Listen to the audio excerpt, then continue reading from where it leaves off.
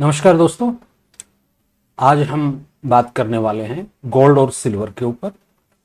तो ये चार्ट है XAU USD स्पॉट गोल्ड का। दोस्तों ये डेली चार्ट है। इसमें यदि आप देख पा रहे होंगे, पिछला लो ये दिनांक 3 मई को लगा था 2277.345 का।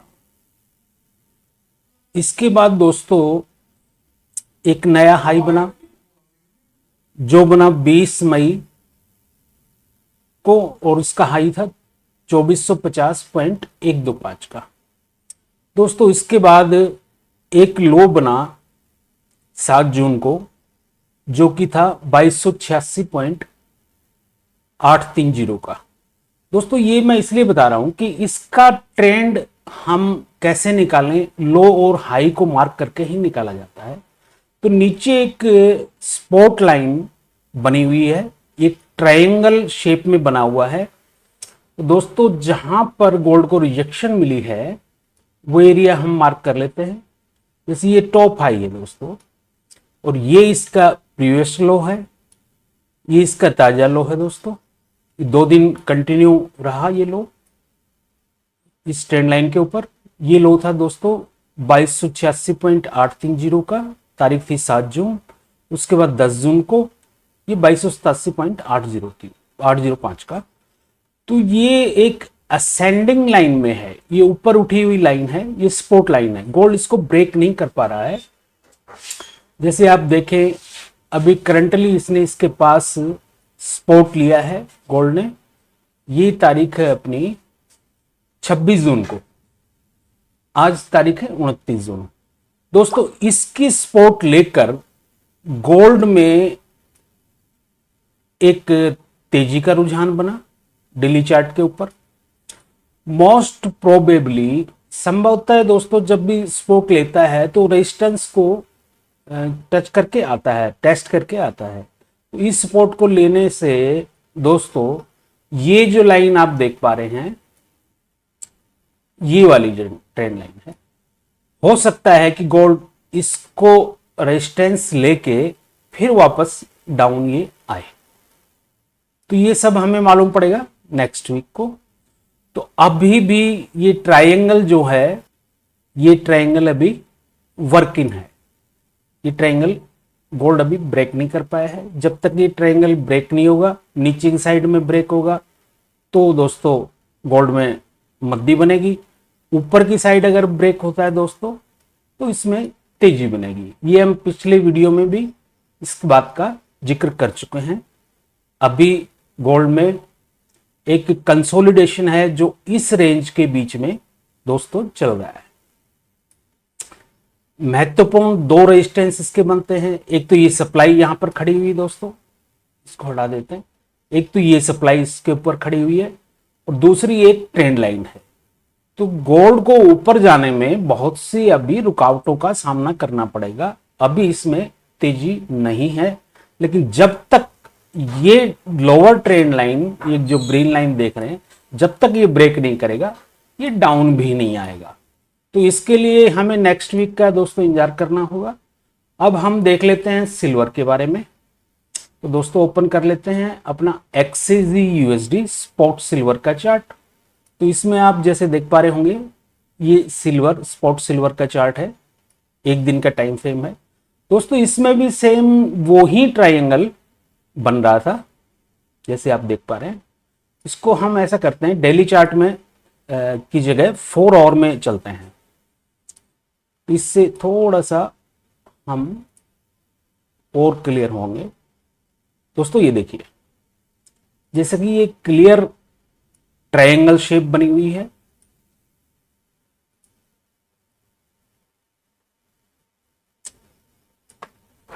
इसको रेजिस्टेंस को यहां इसने टेस्ट किया, फिर इसमें गिरावट आई, फिर रेजिस्टेंस को यहां टेस्ट किया, फिर गिरावट आई दोस्तों। फिर इसको सेलिंग प्रेशर का सामना करना पड़ा इस रेजिस्टेंस के ऊपर, और एट द लास्ट इसने ये जो लाइन थी, सपोर्ट ट्रेंड लाइन थी अपनी, जो सपोर्ट का काम कर रही थी, इसको ब्रेक कर दिया दोस्तों। ये ब्रेक यहां से हुआ, उसके बाद नीचे ये जो डिमांड जोन यहां से निकल के आ रहा था, ये जो डिमांड जोन था, ठीक यहां पर इसने पहले भी टेस्ट किया, उसके बाद टेस्ट किया। यहां से लिक्विडिटी लेके सिल्वर ऊपर की ओर गई, लेकिन यहां पर हमारी लोअर ट्रेंड लाइन जो पहले सपोर्ट का काम कर रही थी, वो अब रेजिस्टेंस का काम कर रही है दोस्तों। उसका रेजिस्टेंस लेके सिल्वर में कल शाम को गिरावट आई यूएस मार्केट में खुलने के बाद। तो दोस्तों अब ये पूरा का पूरा चांस है कि ये वापस से डिमांड जोन को टेस्ट करे। यहां पर अगर ये ब्रेक करने में कामयाब हो पाई तो सिल्वर नीचे की ओर जो हमारे बताए गए टारगेट थे 82,000 और 80,275 रुपए, वो आ सकते हैं। जब तक कि ये डिमांड जोन एब्जॉर्ब नहीं होगा दोस्तों, तब तक वो रेट आ पाने बड़े मुश्किल हैं। तो एक चीज और हम आपको बताएं, जितनी बार भी डिमांड जोन टेस्ट होगा, एक बार ये पहले हो चुका, दूसरी बार ये यहां पे अभी ताजा हुआ है, तो जितनी बार टेस्ट होगा ये डिमांड उतना ही कमजोर होता जाएगा और इसके टूटने के चांस दोस्तों बढ़ जाएंगे, काफी इसके बढ़ जाएंगे। फिर ये लोअर लेवल की तरफ जो कि करीब यहां बनता है दोस्तों $27.25, जैसे हमने बताया था पहले, $27.25 को टेस्ट कर सकता है। तो ये तो है दोस्तों टेक्निकल टर्म। अब हम अगर इसमें बात करें कि डेटा का क्या इफेक्ट आया है, तो दोस्तों ओपन कर लेते हैं अपना डेटा चार्ट। तो डेटा में दोस्तों जो इस वीक डेटा रिलीज हुए थे, वो मंगलवार को कंज्यूमर कॉन्फिडेंस के आए जो बहुत ही अच्छे आए थे 100.4, मार्केट उससे गिरा था दोस्तों। बुधवार को न्यू होम सेल्स के आए, ये काफी वीक आए थे, तो इसमें गिरावट में एक रुकावट आई और ये प्राइसेस और नहीं गिर पाए। उसके बाद दोस्तों बृहस्पतिवार को अच्छे इंपॉर्टेंट डेटा आए थे, इसमें ड्यूरेबल गुड्स ऑर्डर जो कि ठीक ठाक आए थे दोस्तों। पिछली बार ये 0.2% थे, अब की बार ये 0.1% आए, यानी कि पिछली बार से जरूर इसमें गिरावट आई, लेकिन एक्सपेक्टेड से ये बेहतर थे। उसके बाद जीडीपी आई दोस्तों, पिछली बार जीडीपी 3.4% थी और अब की बार आई है दोस्तों 1.4%। बेशक ये एक्सपेक्टेड डेटा से ऊपर आई है, लेकिन प्रीवियस से काफी कम है। तो इससे दोस्तों हुआ क्या, इन्वेस्टर्स हैं वो समझते हैं कि अगर जीडीपी देश की डाउन हो गई है पहले के मुकाबले, पिछले क्वार्टर के मुकाबले, तो फिर एक मद्दी इकोनॉमी में रुझान बनता है।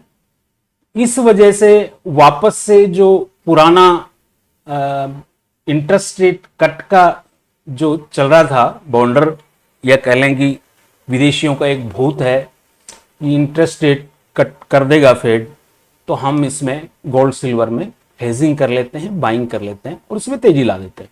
तो इस डाटा के जस्ट रिलीज के बाद गोल्ड और सिल्वर में एकदम से दोस्तों तेजी आई, क्योंकि जीडीपी पिछले के मुकाबले डाउन थी, लेकिन यूएस मार्केट खुलने के बाद भाव जो है स्टेबल हो गए। दोस्तों ये डेटा है इनिशियल जॉबलेस क्लेम्स के, ये बेहतर आए। पिछली बार 2,39,000 थे, अब की बार ये आए 2,29,000, यानी कि बेरोजगारों की संख्या जो क्लेम करते हैं उनकी संख्या में गिरावट आई, ये कम हुई, ये अच्छे डेटा था। तो ऐसा नहीं कह सकते कि बृहस्पतिवार को बुरे डेटा आए हैं, बृहस्पतिवार को अच्छे डेटा आए, लेकिन जीडीपी के कारण वापस से ब्याज दरों में कटौती की संभावनाएं बढ़ गई और गोल्ड सिल्वर में तेजी का प्रमुख कारण यह रहा।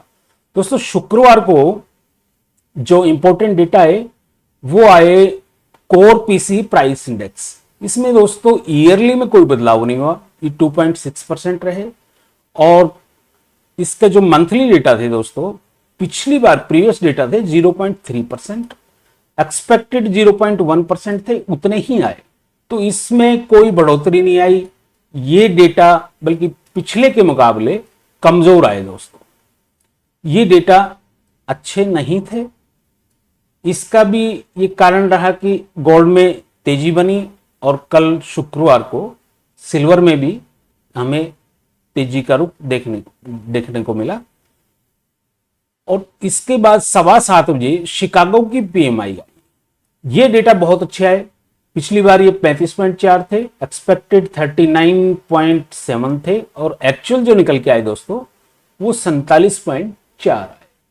ये डेटा शिकागो पीएमआई के अच्छे डेटा है, जिसके कारण सिल्वर और गोल्ड में दबाव बना और ये क्लोजिंग भी लगभग सिमिलर दे पाए।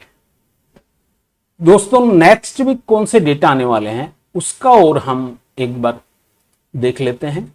तो नेक्स्ट वीक जो डेटा आएंगे दोस्तों वो मंडे को जो यूएस के इंपॉर्टेंट डेटा आने वाले हैं वो आएंगे दोस्तों 7:15 बजे ग्लोबल S&P की पीएमआई। इसका इफेक्ट गोल्ड सिल्वर पर जरूर पड़ेगा। फिर 7:30 बजे ISM मैन्युफैक्चरिंग पीएमआई और इसके प्राइसेस ये आने हैं दोस्तों। तो सोमवार का दिन बड़ा इंपॉर्टेंट है। फिर मंगलवार को दोस्तों फेड के गवर्नर है जेरम पावेल, उनकी स्पीच आनी है और जॉब्स जॉब ओपनिंग इसके डेटा आने हैं। बुधवार को चलें दोस्तों ADP non farm employment exchange इसकी डेटा रिलीज होने हैं और शुरुआती बेरोजगार दावे ये इनिशियल जॉबलेस क्लेम्स आने हैं। फिर दोस्तों ये 5:45 से लेकर फिर 6 बजे इनिशियल जॉबलेस क्लेम आएंगे। फिर 7:15 बजे सर्विस पीएमआई आनी है, ये इंपॉर्टेंट है दोस्तों।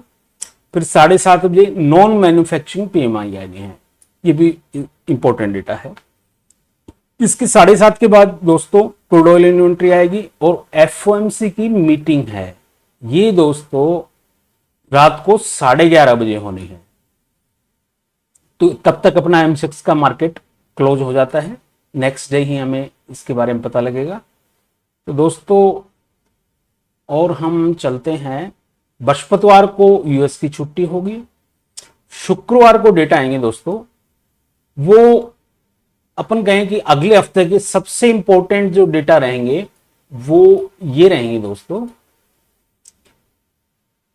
NFP के नॉन फार्म पेरोल। ये सबसे इंपॉर्टेंट डेटा माने जाते हैं दोस्तों नॉन फार्म पेरोल के। तो इसका थोड़ा सा हम डिटेल में जिक्र कर लेते हैं। पिछली बार ये 2,72,000 आए थे दोस्तों। अनुमानित अब की बार है कि 1,80,000 आएंगे। ये 80 या इससे कम अगर आते हैं तो दोस्तों गोल्ड सिल्वर में शुक्रवार को वापस से तेजी बन जाएगी। फिर दोस्तों 6 बजे अनएम्प्लॉयमेंट रेट के डेटा आने हैं और रात को 8:30 बजे फेड मॉनेटरी पॉलिसी रिपोर्ट आनी है। ये नेक्स्ट वीक की बात है। तो मिलते हैं दोस्तों मंडे को नए डेटा रिलीज होने पर। तब तक के लिए नमस्कार।